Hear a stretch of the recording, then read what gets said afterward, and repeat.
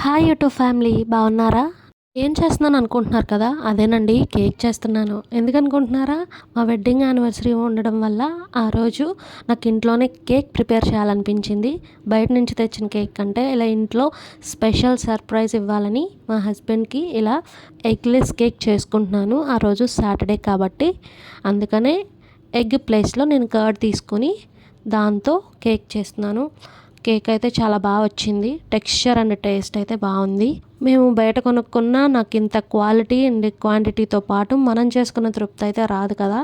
అందుకనే నేను ఇలా చేసుకున్నాను. ఇంట్లోనే కేక్ ప్రిపేర్ చేయడం అనేది కష్టం అనుకుంటారు చాలామంది. అలా ఏం ఉండదు.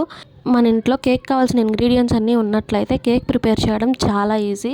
కొంచెం టైం పెట్టుకుంటే మంచి కేక్ అనేది వస్తుంది.